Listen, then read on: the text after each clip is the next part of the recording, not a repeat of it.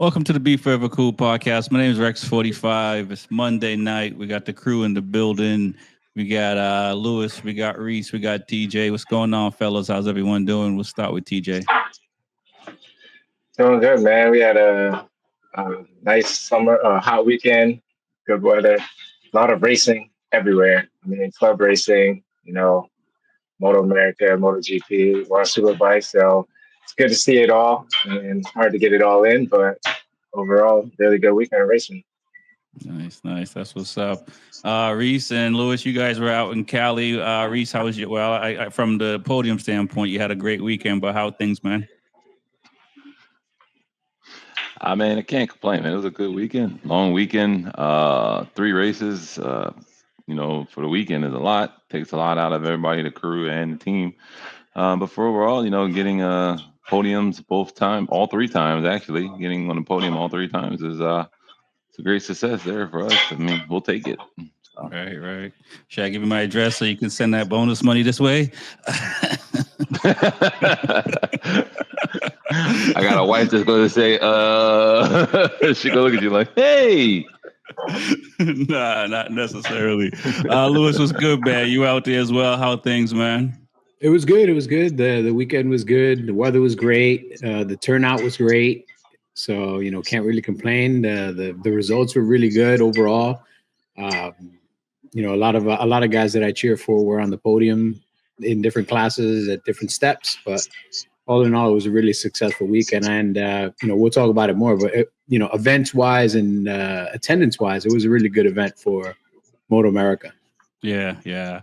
Well, let's start there. Let's talk about the attendance. And since you guys were there and I was watching and TJ was watching, you guys can talk about it. We had talked about what Wisconsin was like and the attendance there and how crazy that was.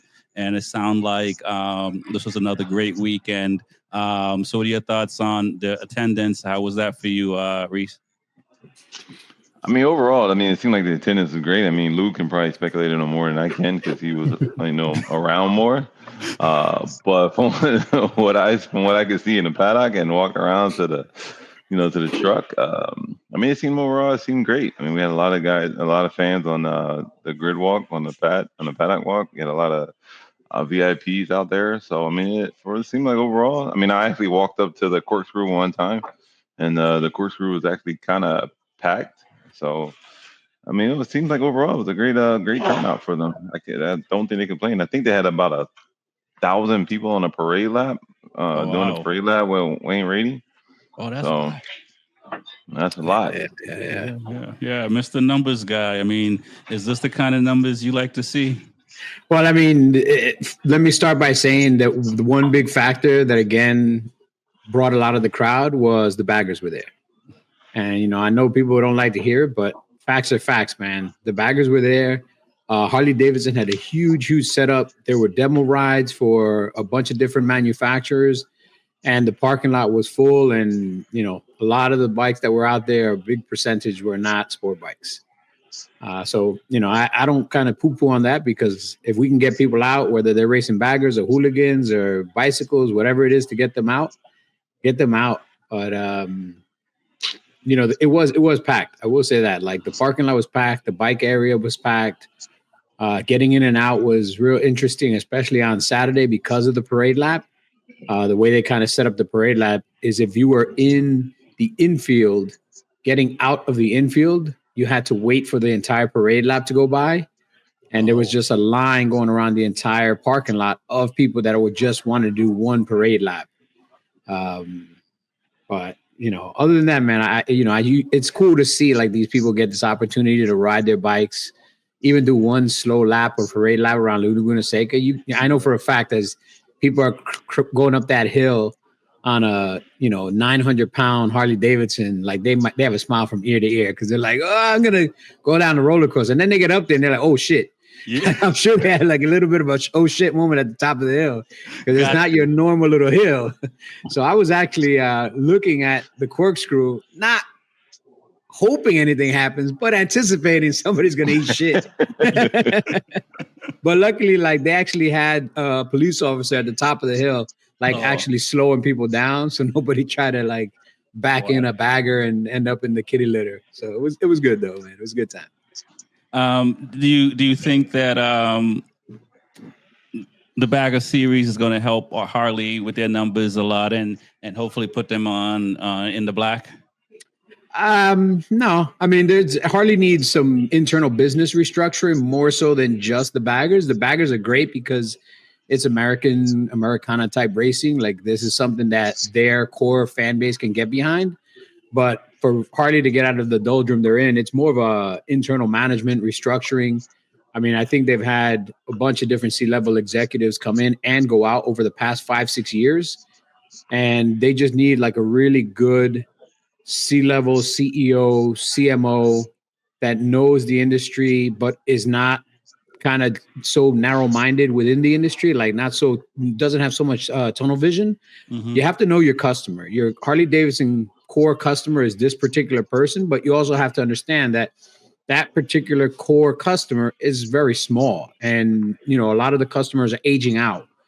And so Harley has to kind of go back to basics. They have to build a motorcycle that's sub $8,000 to get like a new rider interested in it. Because again, if a new rider has to go out of pocket 15 grand for a Harley, like it's not easy for a new rider to be like, oh man, I want a Harley as my first bike, but 15, 16,000, this Kawasaki Vulcan looks really good.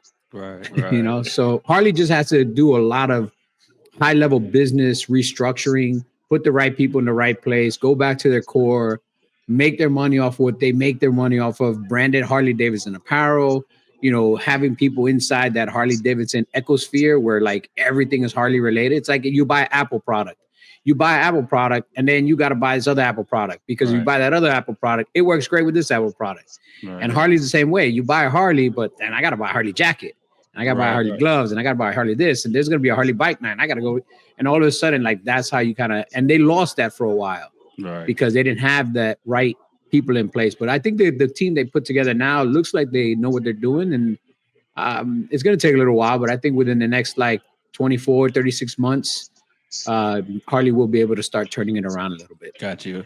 I got a question for both you and Reese as far as the attendance. I saw Josh Herron said he sold out of all his merch over the weekend attendance. Are you guys at Yamaha looking at that, saying having similar things for your riders as far as them selling merch, and how's that looking with them selling merch? And then is Dainese kind of looking at what the attendance is looking like and seeing what's happening, and trying to see how will we see a Dainese Harley suit? I'll let Reese answer first. All right.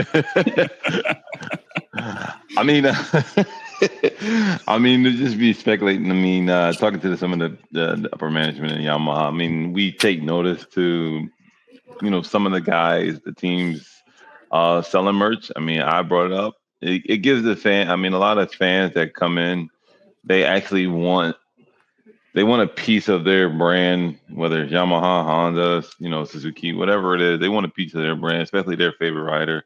They just want something, a piece. I mean, it's a lot of times we can't even, as crew, you can't even leave none of your stuff out because it's going to walk away. It's going to walk away. It's gone. You got to put it up and put it away from somewhere because it's gone. But I mean, we do take notice of that. I mean, it has been taking notice. I mean, it's kind of getting worked on right now.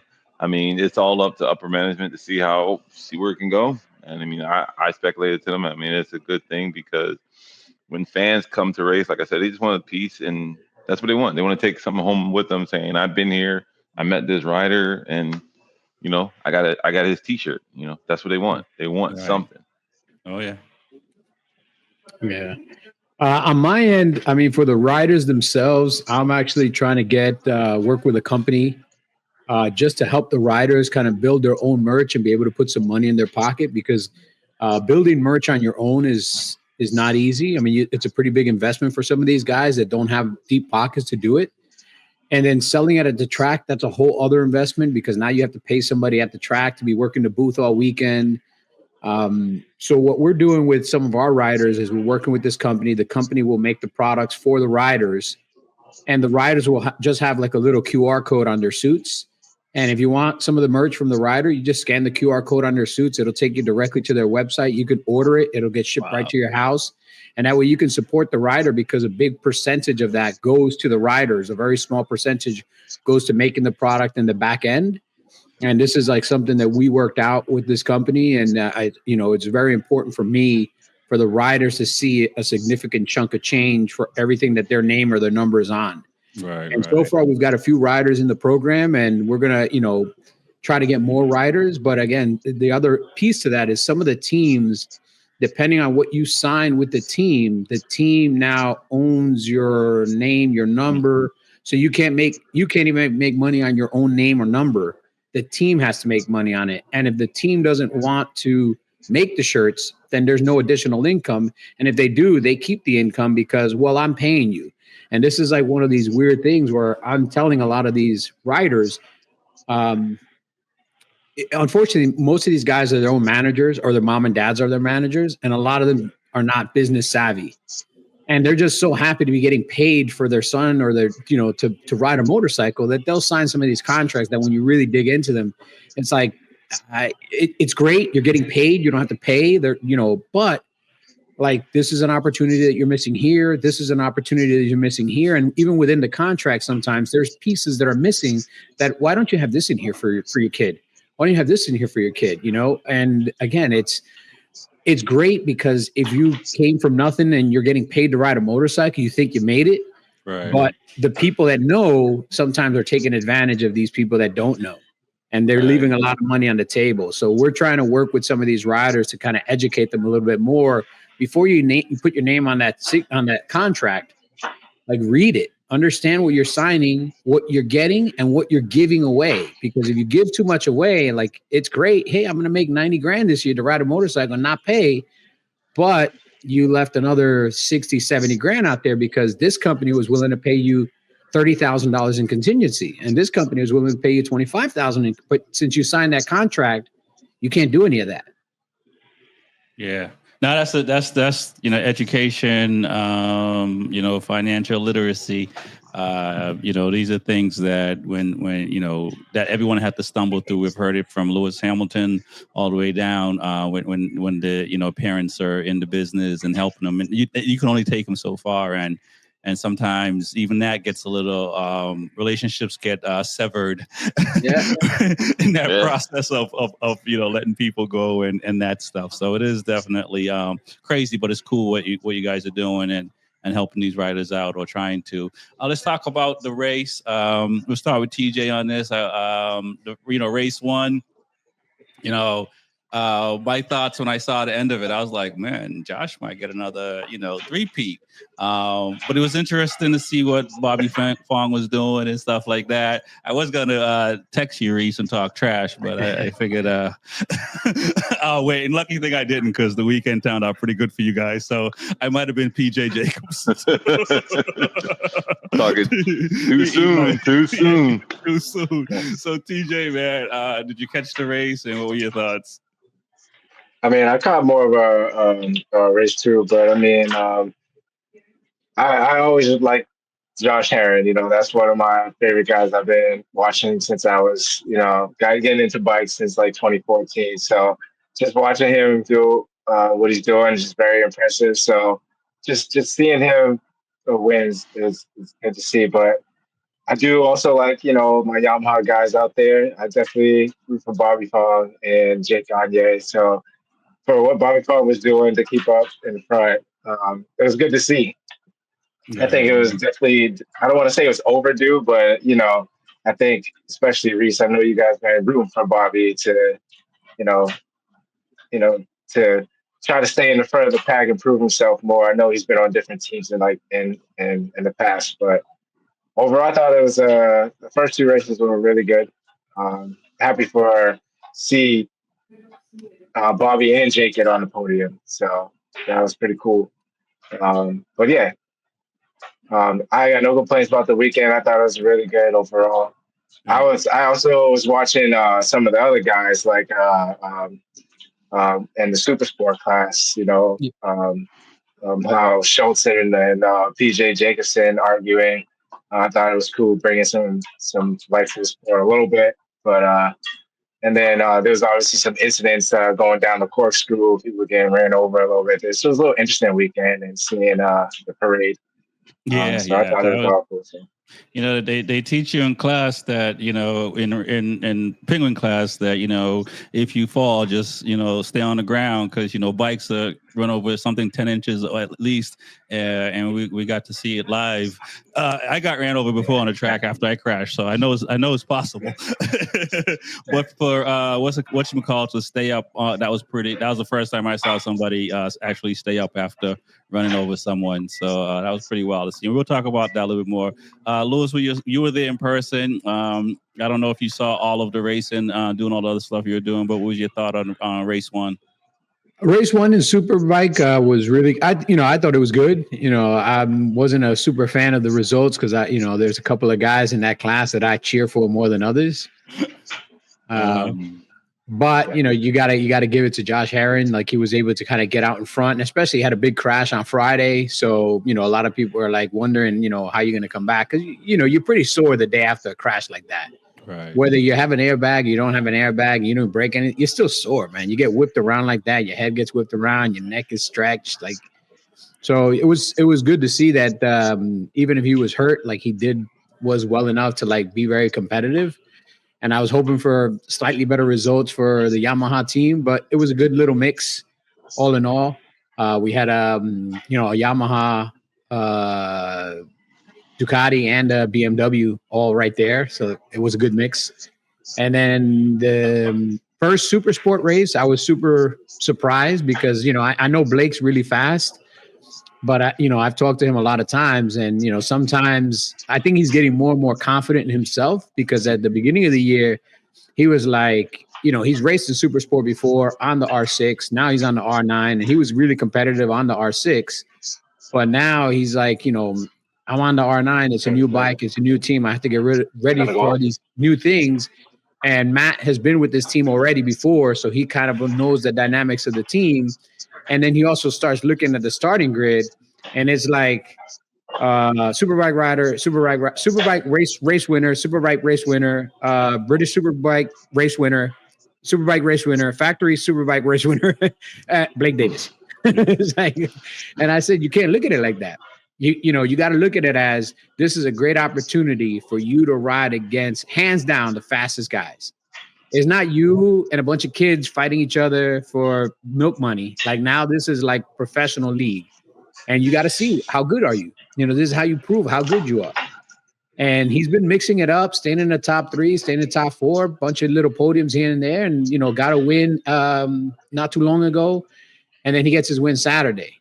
And when he got his win Saturday, when I spoke to him, he actually was really confident. He's like, I actually felt good. I wasn't like, I was just riding. Like, I was just going out there, and I give that a little bit of credit that to his coach, Javi Forges. Yeah. Because I see him sitting with him for a long period of time, corner by corner, looking at the data, running things down, explaining to him how to block people that are trying to pass him, how to block pass when he passes people, how to not leave the door open. And you saw in the last lap of the last race, against Cam Peterson, he took a 2.5 foot wide R9 and he made that shit the size of an 18-wheeler. Like, he was everywhere that you wanted to put your bike to try to set up a pass. He made sure his bike was there, and he messed up your inside line, your outside line. Like, he made that bike 16 feet wide on a 26 wide track. So it was good racecraft, and it's good to see a young guy like that, like, literally, man, like, growing up right in front of you, maturing right in front of you. Yeah, and leaps and bounds, because that was a pretty impressive riding that he was doing. And even in his when they were on the grid and he got interviewed, he felt pretty. I mean, most riders say they're gonna try to win and stuff like that, but he sounded pretty confident in that quick interview, and like he had a secret weapon or something, and he went out and did it. And he had extra weight on his bike, because they added weight to the R9s for him and for Matthew, because of they said that they were a little too fast, so they actually added ballast to both of the bikes. Wow. What is he's sponsored by like N2 Track Days or something like that, I think. He's with he just straight with Strack Racing, and then that's since he's with Strack Racing is the overall team, so everything goes through Strack Racing. He can have his own gear and his own helmet, Nice. but then he can't really have a lot of his own personal sponsors. Everything has to kind of come through the team. So he's got his gear sponsor for his suit, his boots, his gloves, and his helmets, but everything else kind of goes through the team. Yeah, no, I really agree with you. He has been riding really well. So he was actually at the 100th Loudon Classic. And I remember this was back when he had the missing tooth. You know, everyone was calling him like, toothpaste. He still has it? I thought you got it fixed. Nah. He puts it in for interviews. Oh, yeah.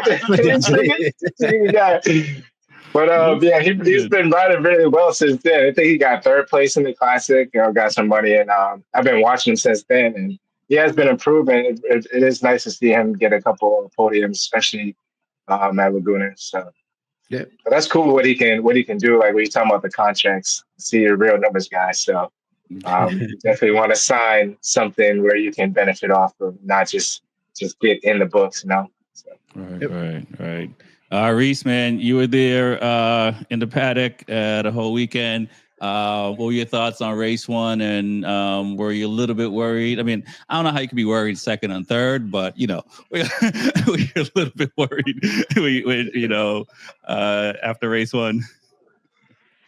I mean, race 1 was good. I mean, you got to give it up to Josh. Like Lewis said, you got to give it up to Josh. You know, he had a horrendous crash Friday, and to come back and to put it on the podium, you know, and still do what he can do. It's, you know, top class, and it's one of the few that can still do it. I mean, he's one of the, as we call it, the OGs out there, and he can still do what he do. For you know, I wish Bobby was a little bit more aggressive on race 1. Throughout the weekend, Bobby's been the fastest, and he was the fastest on Saturday. He could have beaten Josh. He just didn't want to stick it up in there on him, which I don't know why. But I mean, he came back in race 2 and 3 and showed that he can stick it up in there. So I mean, overall, was there had after race 1? We gave him some good ribbon after race 1. We're like, yo, man, if I wanted to watch the Marquez brothers, I'd be watching MotoGP, bro. You got to pass the guy in front. Right. You can't just stay in second place and watch your brother win the race. And I said, man, I wish you Lou. He said, yeah, no, man, I need to be a little bit more aggressive. He said, I got it next time. Don't worry about it. I hope so. And I told him, I said, hey, man, Lewis said, if you ain't aggressive, he's taking his leathers back. I'm taking all my gear back. Let's talk about Cam. Cam crashed out and then got back on a bike, and it's pretty impressive. I mean, he finished 6th overall, but you know, is this something that he has to stop crashing, right? He got to stop finishing races. I mean, between last year and this year, you know, he's definitely been crashing out a lot, and he had the pace. What are your thoughts, TJ? Yeah, I mean, especially just knowing what he's been through in the past, like the expectations for a lot of people are a little higher on him. But yeah, I think he definitely needs to stop crashing. I know last year there's a lot of them out of his own. But I know Laguna Seca, he's from California, so he had a lot of family attending. I don't know if that really affects how he rides. I know he's a pro, so but if he wants to, you know, stay up front in contention, you know, you gotta get the points. You know, you gotta find a way to at least finish, see the checker flag, get some points, and then go from there. I mean, just straight DNFs, that's a huge loss, especially knowing how the top guys are running. You know, they're not trying to crash at all, especially like Josh Herring, you know, Bobby and all those guys. So, you know, he can do it. I mean, he definitely could win a championship. I don't know how far he is now. I got to check the points, but definitely needs to figure out how to stay up. Yeah. I mean, Cam is 4th in the points right now. He's like 82 points behind the leader, which is PJ. So with the amount of rounds left, like, you know, sorry, I was talking about Cam Beaubier. I thought you were talking about Cam Peterson. My bad. He's second. I mean, Cam Beaubier and Cam Peterson, do about the same. They both crash a lot when they shoot it. And there's a lot of pressure on them to do good. So when you said one, Cam, I was like, it's like talking about the same one. That's wrong. They're interchangeable. How do we stop crashing, Reese? I mean, how does that like? I mean, I know you're not going to give them advice, but if you were, I mean, with Cam, I mean, he was kind of pissed off after race one. I mean, he said it to me. I saw him going down the paddock, and I asked him what happened. He's like, man, I just don't fucking know. He was like, he just told me straight up, he just doesn't know. Yeah. Normally he knows what happened. He's like, all right, I know what happened. I know what I did. But it's just like any rider, when they don't know what happened, it kind of confuses them. They're like, I don't know what happened. I'm trying to figure out. I want to know what happened so I can correct it. But he just couldn't figure out what happened. I mean, if Cam can stop crashing or stop having that misfortune or that little bit of bad luck, I mean, Cam he'll be dominating the championship. I mean, right now he's sitting second. I checked before we left, and I think he's 31 points back behind Josh. But I mean, he's still right there in the championship hunt. I mean, because we still got a good ways to go. I mean, the top four guys are all right there. So the championship is still tight as it can be all the way through. If we stay with the top four guys, which is probably going to be all the way through. I mean, but like Cam, I think when we're coming up to Virginia. I think Cam does good there. In Mid Ohio, I think he does good. So I think he's going to be a force to be reckoned with. And I think you can see in his interview, he was kind of pissed. Mm-hmm. And so I think coming these next couple rounds, I think Cam's going to be one of the guys that you got to just be aware of. He's coming. Nice. And the rest of the weekend, Yamaha did really well. But let's talk about Sean Dillon Kelly. Is the Suzuki just an old machine and they just needed a different manufacturer in there, or is it some rider situations? No, I mean, if you talk to some of the guys that are riding out with the Suzukis, they'll tell you that the Suzukis actually have a lot of the tracks. They have the best grip. Mm-hmm. Like a lot of the riders will tell you, like they'll follow a Suzuki in and they're like, man, like you don't hear the traction control kicking in so hard for the Suzukis, but they're pulling really well. So they've got good grips, man. They just got bad luck. I mean, when's the last time in a professional race that a chain came flying off? Larry Peckham. How long ago was that?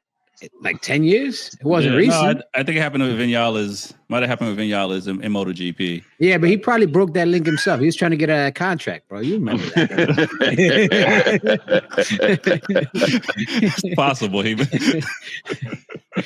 Wow. But like you rarely see stuff like that happen, And then he was also battling through injury because he had a crash where he hurt his hand. So for him to be battling up front and then have a chain pop when he was like at least in the top 6, like that's just like I understand why he got pissed off when he broke the tail section, man. I would have like done the same. Yeah. But I don't think there's anything wrong. I mean, the M4 team knows how to build bikes. They know how to build winners. They've had a lot of championships. And, the rumor right now in the paddock and in the ether is that for 2027, Suzuki's going to have a new lineup of motorcycles. And they're going to start with the big boys. So they're going to have a brand new Gixxer 1000. And it's going to be completely revamped. And then they're going to have something for the super sport class. And they're going to, so they're going to revamp their whole lineup. So you just got to push this old man along another year or so and hope that the new kid that they bring out is competitive, because realistically, they're still racing on 20-year-old technology.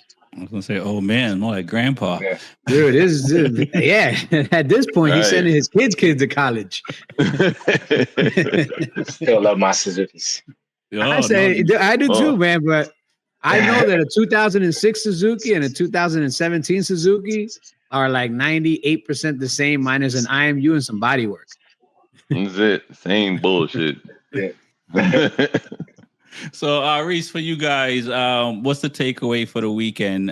Is this kind of like, is a good stepping stone going into VIR as far as, staying on that number one, the first step? Or is it kind of like, let's see what happens at VIR? No, I mean we take it away. We were talking about it on race 3. I mean we got everyone's got some good data. I think it's a good stepping stone for us. I mean we're going into VRR with some great confidence. I mean so is Jake. I mean everybody looks at Jake saying, oh, does he still have it? But if you look at actual race 3, he was running a consistent 24. And the only reason that, from what we know, something happened in the bag once SDK's chain came off. I mean, it was a bunch of oil leaked back onto the bike, and Jake kind of rode around it, but he had to take it a little bit easy because he thought it was on his tire, and we realized it was good to go. He pushed back up. But it was too late to even try to make a move and do anything like that. But he was in a consistent 24. His times were at the top 3 guys. So we're taking a lot of confidence going into the next round and to a lot of data. And I think coming into VRR is going to be a little different change of the tide. Got you. Before, I don't know, TJ, if you saw the Twins Cup, I want to talk about that a little bit because these young kids are really fast on a Twins Cup. It's like, they're like, 15, 16, 17-year-olds, and then there's like 35 plus at the back. And, isn't it like 17 to 23 or something? No, there's some old dudes in there. I'm ready. There's some old guys.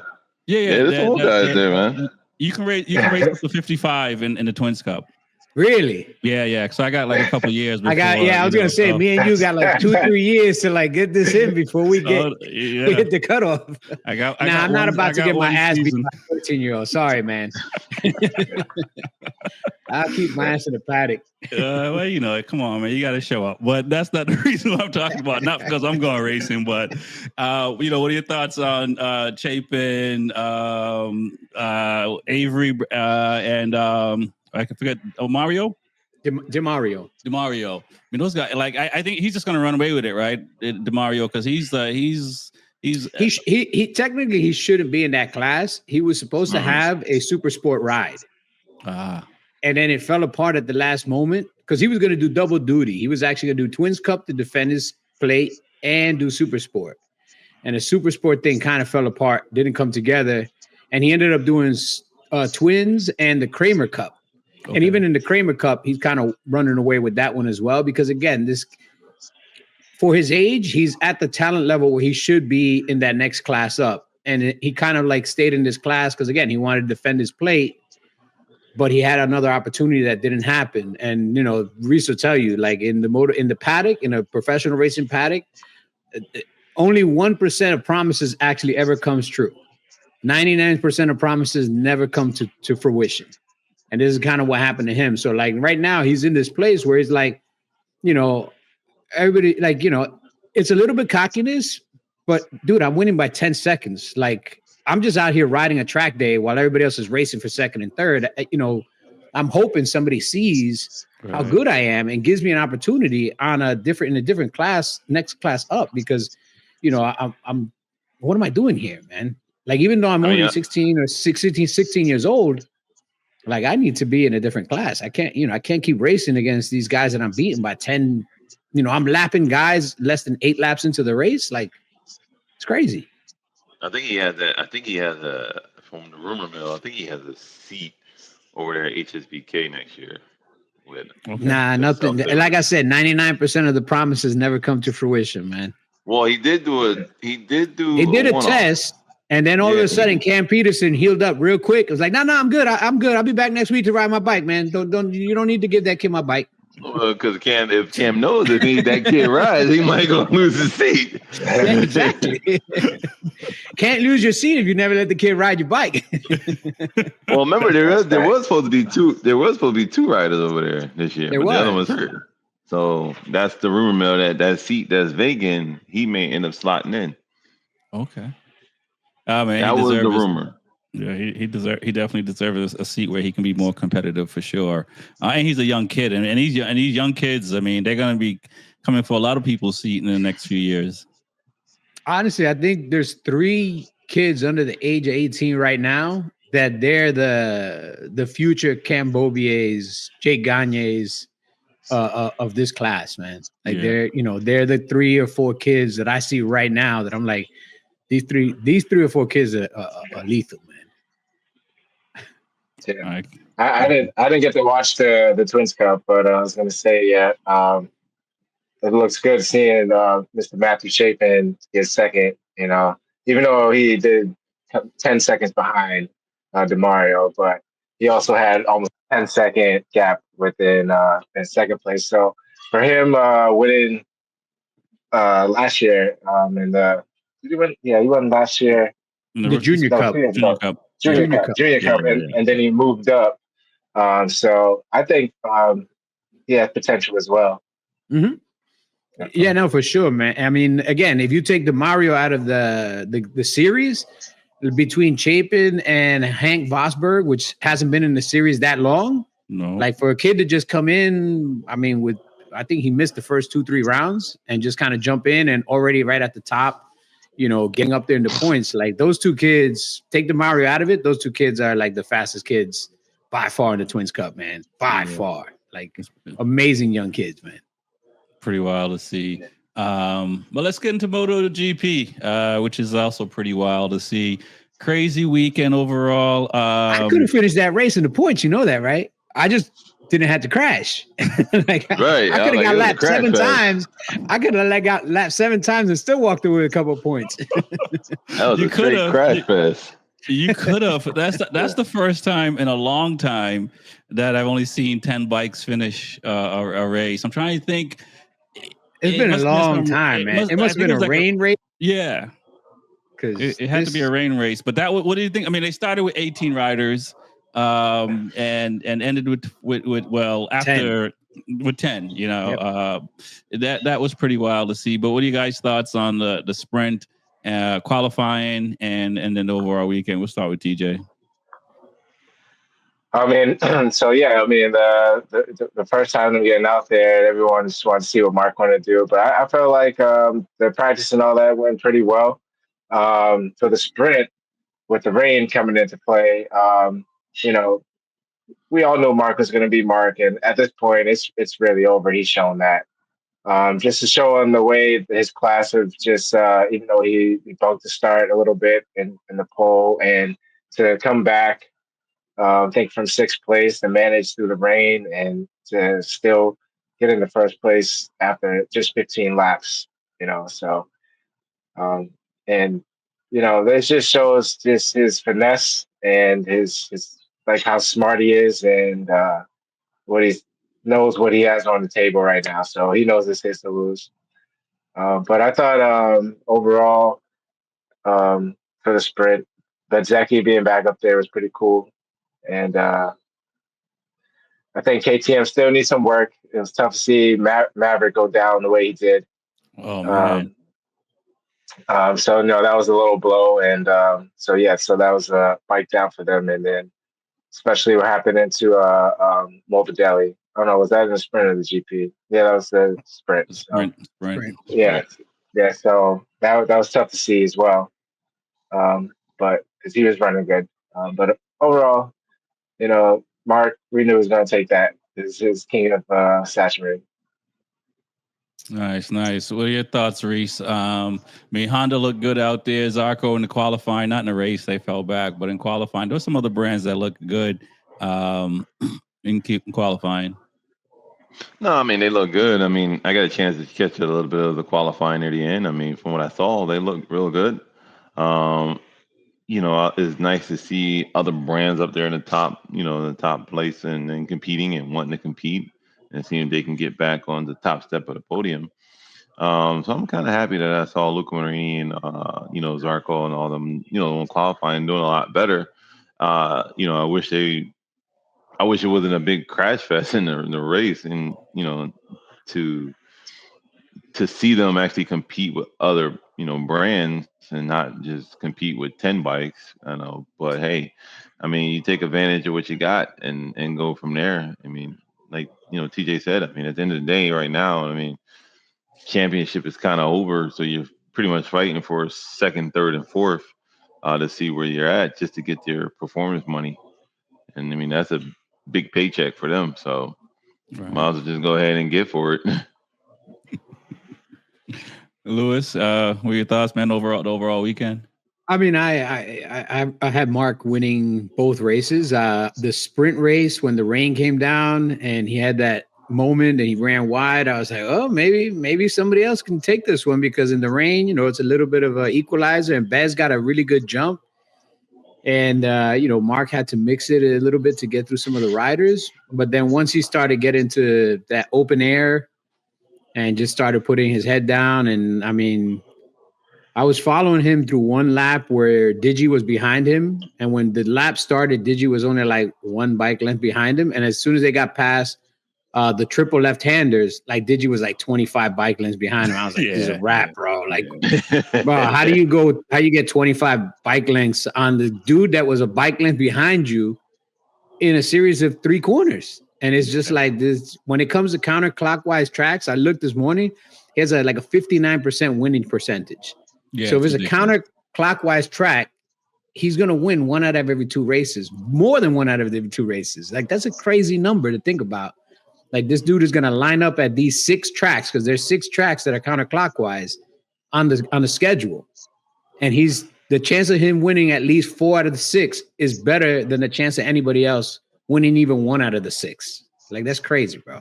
It doesn't make no sense. And then Sunday, I kind of knew, like, if he got some clear air in front of him, he was going to be gone. I was surprised that his brother ended up where his brother ended up, because remember, he's racing with a broken hand, and that's got to be rough, man. Because after a while, I don't care how much they shoot you up, so you can only numb your hand so much. You still need to feel the bars, you still need to feel the brake lever, so you're going to have to struggle through some of that pain. But lucky for him, Saxon Ring is not a heavy braking track, so you don't have to put all that extra weight on your hands for that hard braking zones. So he can kind of give himself like 4, 5, 6 corners before that next heavy braking zone, because really it's only 2 heavy braking zones, the front straight and the very bottom of the waterfalls, where you need to brake to make the left. Outside of that, it's not like, you're coming to a first gear turn or anything. So, right. Yeah. Don't go to I mean, yeah, Peck. I mean, dude, the way he tumbles in sprints, man, like, it makes no sense, man. No, it does not make any sense. We had Vinales, Frankie, Oliveira. These guys crashed out, and I think all of them are hurt. Well, we know for sure Vinales and Frankie's hurt. I think Oliveira's hurt too. Mir walked away unscathed. Yeah. Mir walked away. The new Oliveira. That dude has so much bad luck. The new Oliveira. Listen, I feel bad for Mir for sure, and I agree with took him out. Very apologetic, but he entered that corner. Aguirre entered that corner pretty fast. He had no chance in making that, man. There was no chance. None. None making that. That was a wrap. It was none. Which one do you think these guys gonna be ready after the summer break? The Vinales, Oliveira, and Frankie. I don't know. Frankie's last on that one. Frankie's tough. I mean, Frankie didn't break anything. It's just injuries. So I haven't heard that he broke anything. Vinales, he dislocated his shoulder, right? Just dislocated his shoulder. So some therapy. I mean, you can come back from dislocated shoulder pretty quickly. You just got to be careful that you don't re-injure it if you're not going to get if it doesn't need surgery. Right. Just don't be like a Speed. And then Oliveira, I mean, he's going to end up hurt again after the first race of the season, so he might as well just stay out, bro. Just he needs his whole side of the garage blessed, or some sort of some kind of juju put in there. Get the spirits out. Right. I agree. He needs another Joanne Mir to take some of that juju away from him. Yeah. For sure. Right. After this weekend, do you guys think that Zarco should get that factory seat with Honda? I think it should be minus done the crash. deal. I know he crashed out. I was thinking about this before he crashed out. If he didn't crash out, definitely, but he did crash out, which by himself too. I mean, say for he me, does deserve it, but no, I don't. I mean, Yeah. I'd rather put a younger guy on there because he's older. He can help develop. If you put a younger guy on a non-factory, it's kind of gonna go fade away again. You're not gonna see the young So guys. give him the factory contract, but just keep him where he is at a LCR. Yeah. Yes, that's more. That's a lot better.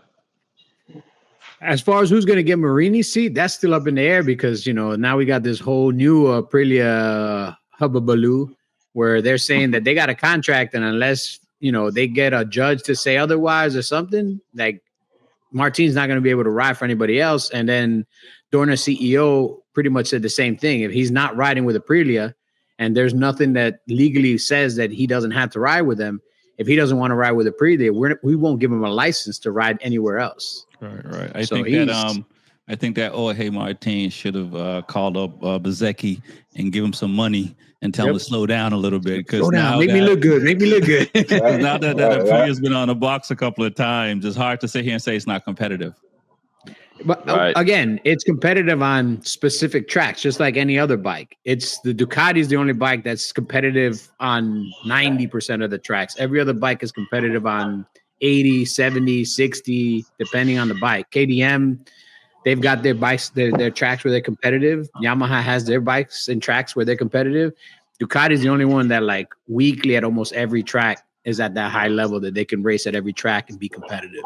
Right. And so you don't think that Bezecchi's showing that Aprilia, he's been the most competitive on Aprilia as far as being consistent, being competitive where, Aleix, he won here, won there, competitive here, but the last few rounds, Bezecchi's been continuously moving forward, and now he's been up front for the since Silverstone. Mm-hmm. Well, let's see how he's doing after the break. Let's see how he does in the second half of the year, because if he can keep that consistency, and again, he doesn't have to be in the top 5 every race, just stay consistent in that top 6, 7 every race. Don't crash, finish the races, get the points, because that's where you're really going to shine apart. Because remember, at the beginning of the year, he had a problem where he had really bad starts. And then in the middle of the race, he was the only one that had pace, but then he was in 18th place and he finished in 12th.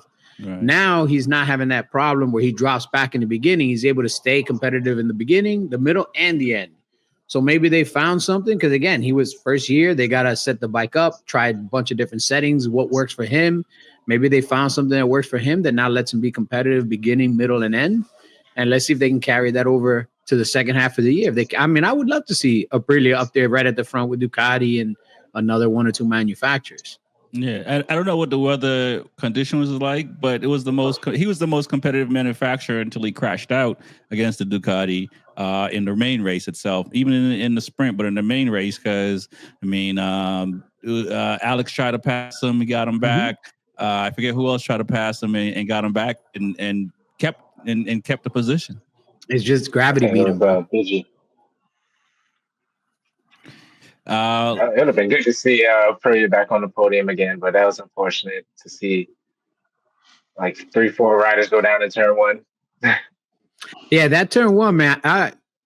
There must have been oil or something there, because there was guys that were crashing before they even tipped in, man. Like it looked like they just got on the brake, and the second they hit that brake lever, like the front would just fold.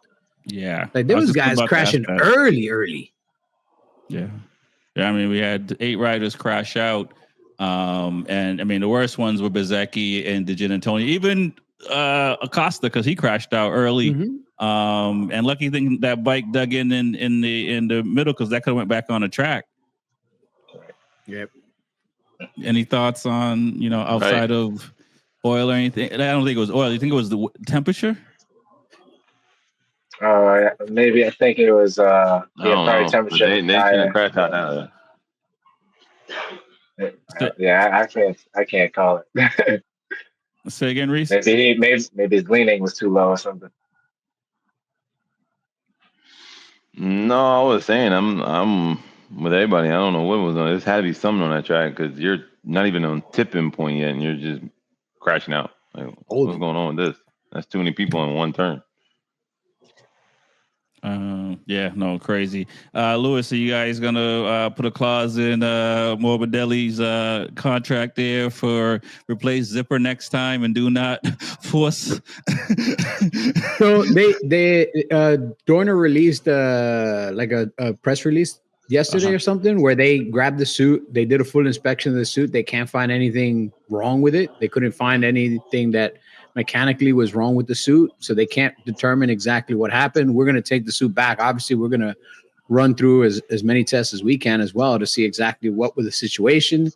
Was it not zipped the entire way? I mean, even if it wasn't, like, it shouldn't have blown apart like that. Like, what exactly was the situation? Unfortunately, this is part of the racing is, when you're developing new technologies, and there is some new technologies in this suit that aren't in previous suits, sometimes you come across things like this, but they can't find anything that was mechanically or structurally incorrect with the suit. So the zipper didn't come apart at the seam. The zipper literally came apart at the mechanical part of the zipper. So we got to figure out, because it's never happened in that type of situation. Usually it's somebody doesn't zip it up all the way and it'll become undone. Now with all the zippers that we have in MotoGP, we actually have Velcro on the zipper pull and Velcro on the bottom of the collar. And even we use that here with our riders in MotoAmerica now. So when they zip it up, they actually have to Velcro the collar snap to the zipper so the zipper won't pull down. So when they snap it, it's Velcroed in on the top. So it can't really come undone. Like, you really got to do something stupid to have it come undone. But, again, we got to do investigations. And this is, why we test these new features and things like that, unfortunately, on racers, because we know they're going to crash eventually and we're going to see how things hold up. But that's not that's not what we want. That's not what we're looking for at all. So we're going to do a serious deep dive on what happened there and make sure it doesn't happen again. For sure. Yeah, let's talk about KTM. Well, not just KTM, but like KTM. Let's talk about Benda, Fernandez, Rins. I won't even throw Luca in there, but these three riders, because they finished in the top 10, and obviously some of that was due to some guys crashing out. But Fernandez has been riding really well lately. Can he, be like? Can he? And I still trying to see if he can save his career and stay in MotoGP. Well, he has another contract for next year, so it'll be hard. I mean, for them, not to say hard for them to get rid of him, but he does already have a contract for next year. What was most impressive, Rins, Fernandez, or Benda? I mean, Benda was on the KTM, so as long as he stayed up, he was collecting points. So, what are your thoughts on that, TJ? I mean, I think Bender, I don't know, man. Like, I don't know if Brad just goes out there just to race, just because he's got a contract. For some reason, like, I don't ever see like him, trying super hard. I know they're going through their battles, and obviously they have Pedro Costa and Maverick and Anaya.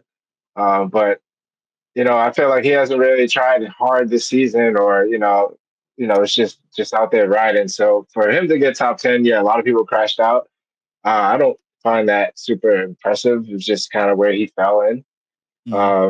I do want to see, we were talking about Raul. I do want to see him shine a little better. Like I said, I don't know when his contract's up, but I hate seeing riders come into MotoGP and then disappearing. I like to see sometimes a little longevity. So I want to see him step up. We've seen Brad Binder forever, so I definitely want to see him step up to the plate a little bit. Right. I forget the other racer you mentioned. Luca? No. It was Rins. It was Rins. Oh, Rins, right. I mean, when it was back when it was Joan Mir and Alex Rins, I really loved that duo. But since then, I think Rins hasn't had it since then. And here and there, he'll get a podium, but ever since I think he broke his leg last year, it's just never been the same. He's just kind of just been 10th to 15th place, or just way in the back. And it's another one that I think it's just I don't know if deserves a seat next year or whatever his contract's up. So do you think with Benda is kind of it's kind of what we say might be going on with Bagnaia, and even with Raul and Ayagura. As far as Ayagura is doing really well when he came in, Marquez is doing better than Bagnaia. Acosta last year, everything was all about Acosta, and now he's his teammate. Do you think that Bender's feeling a little bit of, hey, show some love on this side of the box kind of thing, or you just think it's something else? I mean, I think that probably has something to do with it. I don't know if it's just he wants to be, everyone probably wants to be the star. He probably just want more attention on him, so he's just out there just playing it safe. I'm not sure. I also don't know, like, if you're developing throughout the season, if you have 4 bikes, like obviously the top 2 riders will get some new product to test or use for the bike in a race. So I'm not sure if that's the case, if they all get it, or if it's just Pedro or the best rider, or if he's getting some of the new technology. I'm not sure how that works, but it seems like he's not getting anything, and he's just always in the back. But it seems to always finish. Well, he had a lot of crashes this year, but right. What are your thoughts, Lewis? Is it pressure from Acosta? We know last year Miller was kind of upset that Acosta was getting parts and he wasn't, stuff like that. So I don't know how KTM is doing things on the inside. Is it just? I mean, Brad was the man when he came from Moto2, winning the title and coming into GP. He was the man for until Acosta showed up. Yeah, but who else was racing on KTM that was at a really, really top level? Like Miller's bounced around all over the place. He's never been consistent. He's been on factory rides where, he can't find that consistency. He's fast at any one given race, but he's not fast consistently. Binder was just fast consistently. And since he kind of started and came up through the KTM hierarchy, like, he was kind of the most protected rider that KTM had. Now that KTM's brought people in from other places that been on different manufacturers and haven't come through the KTM rostrum, I think they're maybe showing them a little bit of a different pathway. Acosta coming over back to KTM because he was with KTM in the past, and he came into MotoGP in the KTM, but not on factory KTM. He was on a satellite. Yeah. So now it's, now he's just on a factory bike. He gets a little bit more factory support, but again, they also see that this kid is the future. Binder's been in the class for quite a few years now. And even though, again, once in a blue moon on a rain race on some slicks, he'll win this one-off crazy race. But, we don't need a perpetual 7th place racer. Like, we need a guy that's going to be our main guy on our factory team that we can put out there. And at this point, with this many seasons under his belt, Binder's shown, like, I'm not that guy. I can get you 7th, 8th place on a regular basis, but if you want somebody in the top 4 on a regular basis, you got to look somewhere else. Because at this point, I've had so much time on his bike, I haven't proven anything.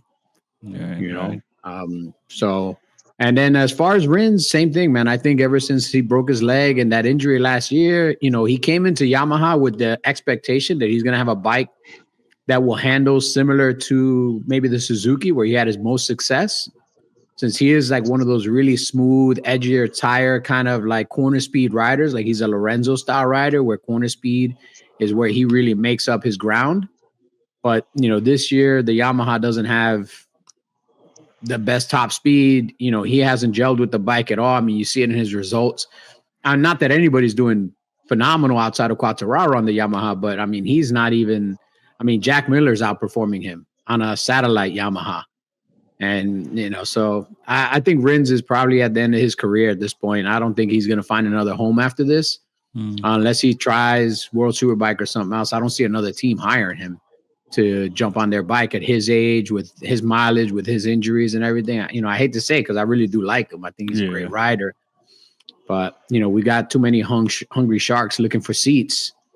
You got to give some of these hungry boys there. And I think, and the last one, Raul Fernandez, I think, somebody told him, he's like, hey, Raul, you got to go faster, man. you got to go faster and take less kitty litter home with you every weekend, or you're going to be looking for another job, supermarket or something. You're going to be packing up UPS boxes or something. Right. I agree with Renz as far as the injury for sure. I think that's the unfortunate side with him. I think, but and I'm not saying it's over, but I think he had I not this last round, but one of the previous rounds, he was still limping. Like he's walking with a limp still. I think that's permanent. Yeah, I think every round he limps, life, man. Like I think the injury never healed the right way, so I think he's got that little like hop in the way he walks. Like I think that's forever now at this point, man. Which sucks. Again, these are the type of injuries that can just wreck your career. Like every round, I've seen him with a limp. I've never seen him walk straight ever since that injury. Yeah, which is crazy. Before we talk about World Superbike a little bit, Louis, you brought this up a little bit when we were talking about Bobby Fong and not riding like the Marquez brother. It's pretty blatant that Alex rides harder with other riders than he does with Mark. Is it just me? No, it's not just you. You're looking at it correctly. It's not just you, but I think those are the only two guys that each other respects on the track. And then outside of that, I don't think Mark respects him on the track like that. No. I mean, I'm saying, like, if you look at the way Mark passes Alex, he don't always pass Alex the way he passes other guys. Fair enough. Because he'll be a little bit more calculated with Alex if he has the time. If he sees that the guy behind him is coming up on him too fast, then he will make an aggressive move on Mark and like jump it up on the inside, or I'll break him somewhere or something like that. But for the most part, when he passes Alex, it's a little bit more of a calculated pass in an area where it's like a braking zone, or like he doesn't try to like beat him to the apex, leaned over and push him out of the way. Whereas other guys, like he will beat you to the apex. He will punch you into the rumble strips. But again, you can't blame them. If I don't want to take money out of my brother's pocket, I don't want to hurt my brother. And same thing, and like vice versa. I don't want to take money out of my brother's pocket or hurt my brother. Right. Now this other dude, man, I'll hurt him. I'll go in the parking lot. I'll hurt his family. I'll go slash his tires if I have to, if it makes a difference between coming second and third. Like, I don't give a shit. At that point, it's business. But when it's your family, even though you're working and riding for your team, once Mark gets in front of him and Mark starts to stretch him, it's not Alex letting him stretch him. Right. Alex does his thing. But when it's them dicing with a certain area, like it is a little bit more respectful than most. Right. Let's put it that way. And we talk about the team. If Alex was on KTM Factory, they wouldn't be standing for that. Right? He's on Grassini satellite, second place all year round is really good it's great for a satellite team. I mean, for a satellite team, remember, a satellite team won last year. Yeah. So any satellite team would love to be in this position. I'm sure that Grassini would love for him to win a few more races because that's some more money in their pockets. Right. But even getting second place all the time, that's still a lot of money in their pockets. Yeah. Oh, yeah, for sure. Reese, Alex got to ride harder with Mark for him to win, right? I mean, he's not going to win this year or next year if that's the case. If he doesn't start treating Mark like every other rider. I get it. Mark is trying to be nice. Okay, fine, great. But like, Alex is always on the losing end of the races. I mean, to start winning, he's got to be a little bit more aggressive in the passing and pass his brother a little bit harder, or stick it up in there, where he can. And just like when you see those two ride, you look at them like, I respect my brother, my family. I don't want to go in there and hurt him or push him wide. I want him to do good as well and to have the two name of Marquez's on the box. Like Lewis said, when it comes to any other rider, he's like, I don't give a damn about you. And you're not, you're not family. You're not at this point in the level. My brother, we train together. My father's out here. My father don't even know which pit box to go into. He's like, do I go into my oldest ones or do I go into my youngest ones? But in Alex's defense, when Reese finishes, I got one thing. So, I mean, I just say Alex he's got to give a little bit more give it just that little bit more to get over the edge, and I think he can do it. Because you're on the same spec bike almost. Besides, like it's a little less. It's not though. I think it's on a 24. So give it a little bit more. So then what my comment was, even though Alex is it looks like Alex is kind of racing for second place and being there's only been a handful of people in the history of MotoGP since Mark came into the series that could actually fight with Mark on a week in, week out basis. For sure. Heavy. Right. So like think about it. Andrea Dovizioso is the only guy that was like week in and week out fighting with Marquez for a good 2-year period, 3-year period. Right. Rossi, Lorenzo. Yep. That's it, man. Pedrosa. Yeah, but I'm saying. But yeah. 4 guys? A handful of guys. So for Alex to just be able to stay there and even try to compete at that level, yeah, he gets stretched. There's always that one point in the race when Alex is just like, all right, I'm going to check out now, and I'm going to give myself like a 2-3 second padding, then I could just coast it in. Right. So it's not, don't think that it's just Alex. I really don't want to battle my brother. He would love to battle his brother, but when Mark decides, like, I'm gonna pull the pin on this, he's pulling. It's not like Alex is like, I'm not gonna try to push for that extra half sec. I don't have that extra half sec. I don't know where he's pulling that out of his ass. I'm pushing 100% here, and this dude just stretched me by 7 bike lengths in 3 corners. It's just Marc Marquez, man. There's only a handful of people that can do what he does. And all of them are retired now. And Alex just happens to be this year's, placemat holder for that guy that's trying to compete. Man. I think we talked about it before, that, Alex will probably never beat his brother until his brother retires. I don't think he'll ever let that happen. It even seemed like that during the first race of the season where he just let his brother go.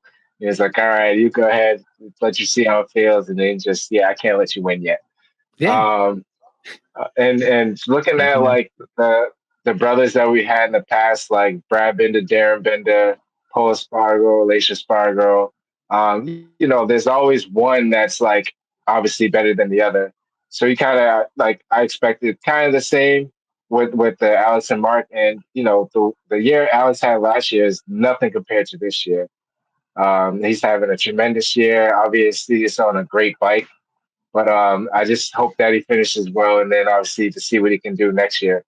Obviously he's a great rider, and obviously a great rider needs a great bike to compete, but you see what Mark did when he was on Rossini, and that wasn't even the best bike. So it's good set. Obviously, they train together. If you take Mark out of the series, technically Alex is beating the 2-time champion by 50, 60 points or something like that. Right. It's just so it's not like he's not beating some great riders behind him. It's just that one rider in front of him that nobody can beat. The other 18, 19 guys can't beat that one guy. Right. No, I agree. It's gonna be interesting second half of the season for sure. One of the, I don't know how what's the word I'm looking for, how one of the coolest things I saw was Top Rack winning this past weekend, and the Anchu brothers both winning in Super Sport and Moto 2. The Turks got to feel good about this past weekend. Their stock had to have gone up. For the first time I saw Dennis Anchu actually smile. If he's not in first place, this dude does not smile. What are your thoughts on Top Rack, Dennis Anchu and Ken Anchu? So I mean, Top Rack, I'm just looking at the results. Like I was like the practice. He wasn't even first in, I don't think, any of his sessions. And like to go out and just win all 3 races clean. I mean, it's just, I don't know if the guy's back. He's just preparing for his MotoGP season next year and try to win this year as well. But yeah, I mean, Top Rock and Booliga battles is always good to see. But to win 3 in a row, I mean, it's just like he's the king of World Superbike kind of way to say, especially being champ. Yeah, he got to I work on didn't the really. celebration though. You think you got to work on the celebrations? I think he had one of Yeah. the coolest celebrations last year. Like he put a wing on his back and rode around. I thought that was pretty cool. But I mean, I get what you're saying. But as far as Dennis Donchu and all, though, I didn't really see like uh, this like what you're saying, his smile and him not smile when he's not winning. But I think he's definitely having a good season as well. Lewis. On the World Superbike side, I like both riders that are in the top two, man. I root for Bulaga because again he had a really hard time for a little bit of time there. Leaving the GP paddock, not having a ride, going to World Supersport, that whole thing. So I do root for him, and I like the fact that this championship is so close, man. There's only 4 points separating the top two guys. These guys are going to battle probably all the way to the end. I mean, I don't expect this championship, unless something dramatic happens, I don't expect this championship to be resolved before the last race of the year. Like, I honestly think it's going to come down to like the last race of the year between these two, because nobody's giving. And when somebody gives, the other one pulls back. And, it's that yo-yo right at the top. And these two guys have just really just separated themselves from the rest of the field, man. Yeah, like nobody else is on this level. Yeah, and it's whoever has the worst qualifying, right? I mean, the better qualifier is the one is winning, and whoever got to come through. That the only reason why they're not up front and fighting is just because they're coming through the field. Yeah, and I mean the results are only this close now because remember Bulaga got taken out at the last race, so that gave Top Rack a bunch of points back. And he had an engine failure. And they had an engine failure. Yeah. Yep. So, that's 50 points right there. Now that's not to say that Top Rack's going to get away without having some DNFs and some other mechanicals. And, this is what racing is. On any given day, you can have the greatest bike. And with one lap left, your chain breaks. With one lap left, a cylinder drops, a valve blows, anything can happen. So, but I still think that outside of mechanicals, these two guys are by far the cream of the crop here, man. I mean, what these two guys can do on a motorcycle, on a super bike, I look at it sometimes like, man, I even if I had the talent, I don't know if I'd be down to do that, man. That's a little scary, man. I mean, watching these guys going side by side and dicing it up the way they do sometimes, and just it's amazing, man. What these guys can do on these bikes is just so unbelievable. Like if you took these guys back to the 70s on one of their bikes to any track anywhere and let them do a couple of laps, like the entire pit be like, how's that possible? And now it's like commonplace. It's like every weekend, like this is what motorcycle racing has evolved into, this unbelievable.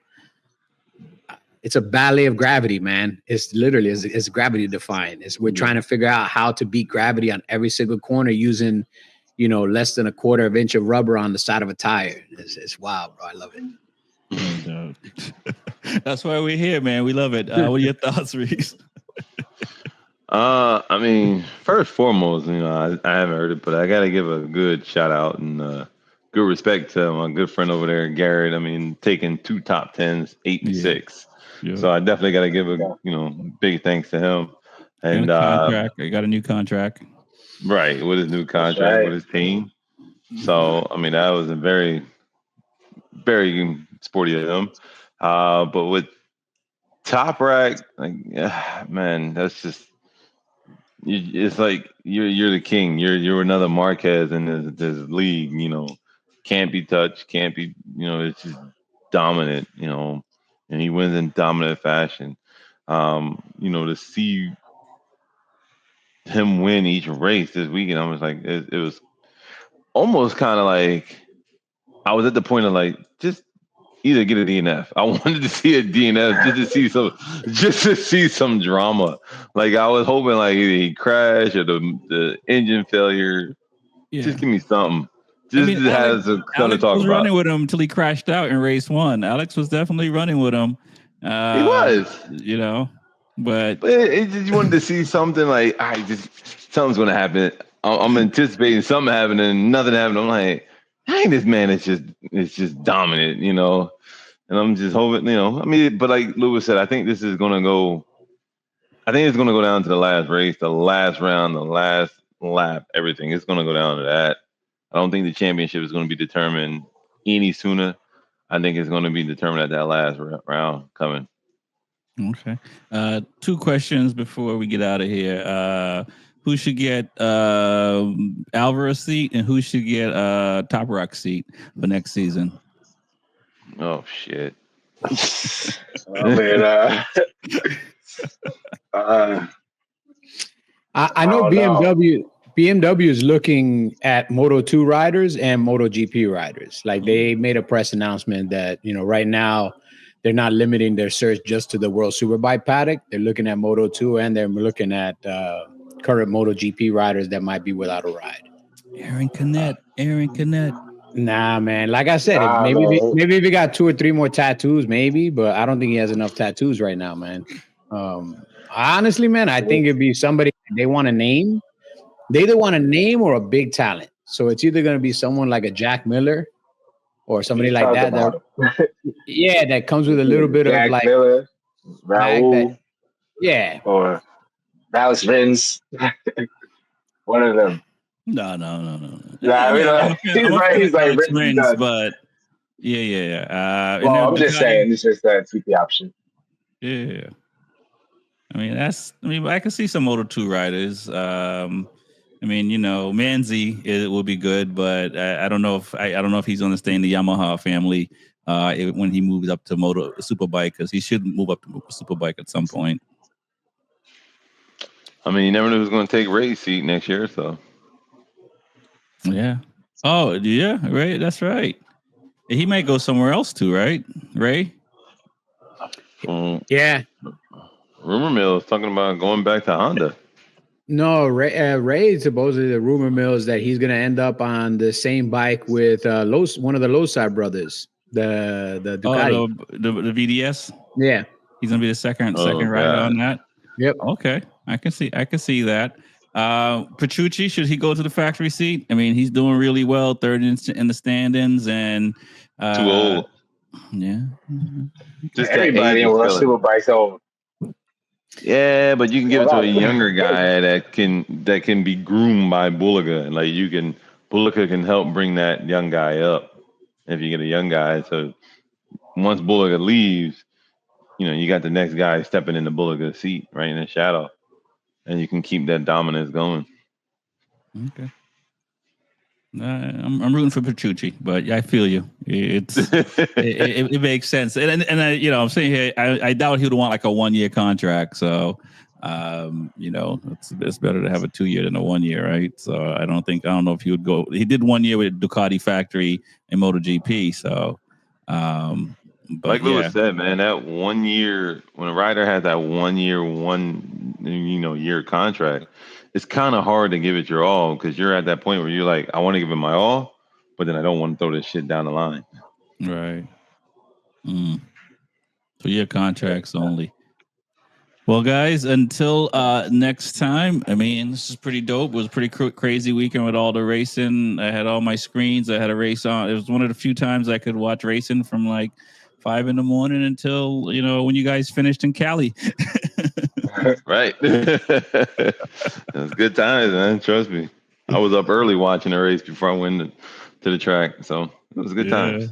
No doubt, man. It's the Be Forever Cool podcast. My name is Rex45. Peace. Take care. Peace.